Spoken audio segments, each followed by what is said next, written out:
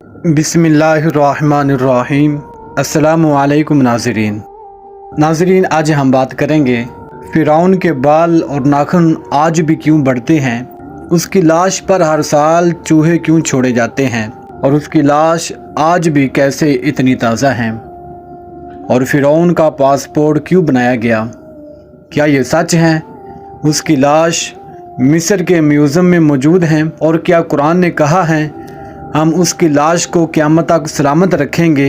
اور بہت سے سوالات جن کے بارے میں ہم آپ کو معلومات فراہم کریں گے۔ یہی ہماری آج کی ویڈیو کا موضوع ہوگا۔ ویڈیو کو شروع کرنے سے پہلے اگر آپ ہمارے چینل پر نئے ہیں چینل کو سبسکرائب کریں، لائک کریں اور آگے لوگوں تک شیئر کیجیے۔ ناظرین، فرعون کے ظالمانہ انداز سے ہر کوئی واقف ہے، جس نے ایک ظالم بادشاہ بن کر ظلم کے پہاڑ ڈھائے۔ خدائی کا دعویٰ کرنے والے مصری فرعون کی لاش آج نشان عبرت کے طور پر مصر کے میوزیم میں رکھی گئی ہے۔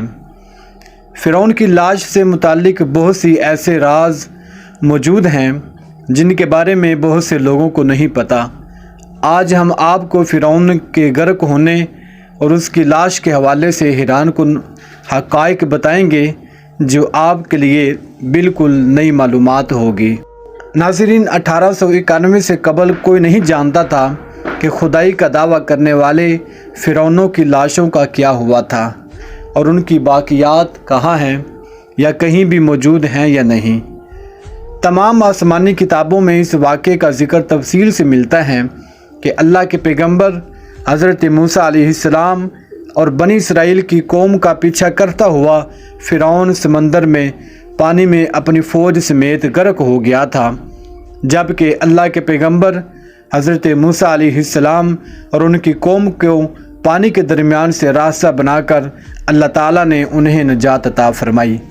لیکن فرعون کی لاش کا کیا ہوا تھا کسی کتاب میں نہیں لکھا، لیکن قرآن مجید میں ظالم فرعون کے انجام سے متعلق عجیب بات موجود ہیں جس کی کسی کو سمجھ نہ تھی۔ قرآن کریم کی سورہ یونس کی آیت نمبر 92 میں اللہ تعالیٰ نے ارشاد فرمایا ہے، جس کا ترجمہ یہ ہے، سو آج ہم تیری ہی لاش کو نجات دیں گے تاکہ تو ان کے لیے نشان عبرت ہو جو تیرے بعد ہیں، اور حقیقت یہ ہے کہ بہت سے آدمی ہماری نشانیوں سے غافل ہیں۔ یہ واقعہ آج سے 3500 سال قبل پیش آیا تھا۔ فرعون کے ڈوب کر مرنے کے بعد فرعون کی لاش کو اللہ کے حکم سے باہر پھینک دیا گیا تھا، جبکہ باقی لشکر کا کوئی نام و نشان نہ ملا۔ مصریوں میں سے ایک شخص نے ساحل پر پڑی فرعون کی لاش پہچان کر پہلے بادشاہ کو بتایا، پھر اس کی لاش کو محل پہنچایا گیا۔ درباریوں نے اس کی لاش کو مصالے لگا کر پوری شان و احترام کے ساتھ تابوت میں رکھ کر محفوظ کر دیا۔ محفوظ کرنے کے عمل کے دوران ان سے ایک غلطی ہو گئی تھی۔ فرعون چونکہ سمندر میں ڈوب کر ہلاک ہوا تھا اور مرنے کے بعد کچھ عرصے تک پانی میں رہنے کے باعث اس کے جسم پر سمندری نمکیات کی ایک تہ جمی رہ گئی تھی، اور مصریوں نے اس کی لاش پر نمکیات کی وہ تہ اسی طرح رہنے دی اور اسے اسی طرح محفوظ کر دیا۔ قرآن کریم کے اندر اللہ رب العزت نے فرعونوں کے قصے بڑی تفصیل کے ساتھ بیان کیے ہیں، اور اسی سلسلے میں اس فرعون کا جسم محفوظ کرنے سے متعلق آیت مبارکہ بھی نازل ہوئی تھی۔ 1871 میں مصر کے شہر الگورنیم سے تعلق رکھنے والے غریب اور معمولی چور احمد عبد الرسول کو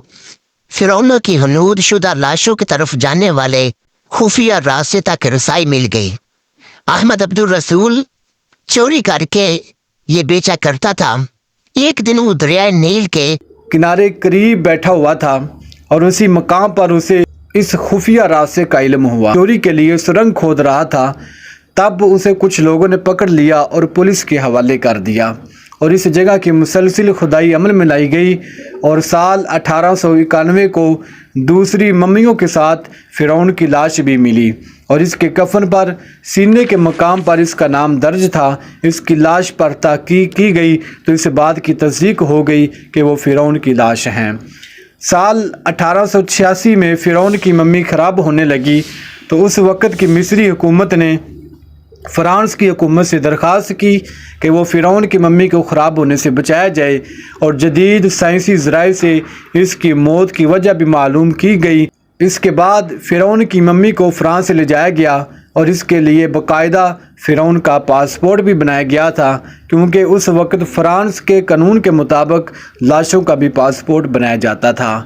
فرانسی حکومت نے بہت شان و شوکت اور عظیم درجے کے ساتھ جس طرح بادشاہوں کے ساتھ سلوک کرتے ہیں، اسی طرح فرعون کی ممی کے ساتھ ایئرپورٹ پر استقبال کیا، اور اس کے بعد فرعون کی ممی کو ماہر ڈاکٹر کی ٹیم کے حوالے کیا گیا، جس کی سربراہی ماہر ڈاکٹروں نے مائکروسکوپ ٹیسٹنگ کے ذریعے تمام اعضاء کا باریک بینی سے جائزہ لیا گیا، تو معلوم ہوا کہ اس کی لاش اور جسم میں سمندری ذرات ابھی تک موجود ہیں، اور اس کا گوشت ہر روز تازہ ہوتا ہے اور بڑھتا رہتا ہے، اور موت بھی اس کی پانی میں ڈوبنے کے باعث ہوئی تھی، اور ڈاکٹروں کو علم تھا کہ لاش کسی اسلامی ملک سے ملی ہے، تو وہ تجسس کے ہاتھوں شکار ہوئے، اور وہ مجبور ہو کر ڈاکٹر مصر چلے گئے، جہاں انہوں نے ایک مصری سائنسدان سے ملاقات کی اور ان سے اس بارے میں دریافت کیا، تو انہوں نے سورہ یونس کی آیت نمبر 90 اور 96 کا ترجمہ کر کے بتایا کہ اللہ تعالیٰ کا فرمان ہے کہ ہم فرعون کی لاش کو سلامت رکھیں گے تاکہ بعد میں آنے والے لوگ اس سے عبرت حاصل کریں۔ اب چلتے ہیں کہ فرعون کے ناخن اور بال کیوں بڑھتے ہیں۔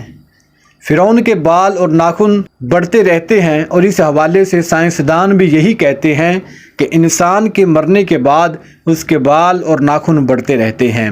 ہر سال 15 مارچ کو مصر کے میوزیم میں رکھی گئی فرعون کی لاش پر چوہے چھوڑے جاتے ہیں، اور وہ اس کا بڑا ہوا گوشت کھا جاتے ہیں، اور پھر فرعون کی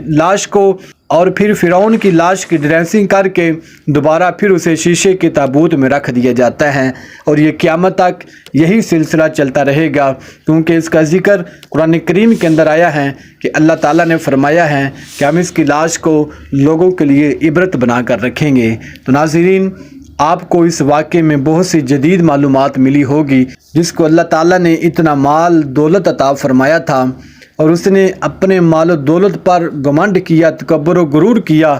اس نے اللہ تعالیٰ کا شکر ادا نہیں کیا، اور اس وجہ سے اللہ تعالیٰ نے اس کو جتنی بھی نعمتیں دی تھیں ساری نعمتیں بھی چھین لی۔ انسان کو چاہیے کہ ہر وقت عاجزی اختیار کرے اور اللہ تعالیٰ سے تکبر و غرور سے بچنے کی دعا کرتا رہے، چونکہ تکبر اور غرور یہ انسان کے لائق نہیں۔ ہم اللہ کے محتاج ہیں اور اسی کی طرف لوٹ کر جانے والے ہیں، تو اس چھوٹی سی زندگی میں اپنے رب کو راضی کریں، اس کی دی ہوئی نعمتوں کا شکر ادا کریں اور اس کے عذاب سے بچنے کی دعا کریں۔ تو ناظرین، امید کرتے ہیں ہماری یہ آج کی ویڈیو آپ کو اچھی لگی ہوگی۔ اگر ویڈیو اچھی لگے تو ہمارے چینل کو سبسکرائب کریں، لائک کریں اور آگے لوگوں تک شیئر کیجیے۔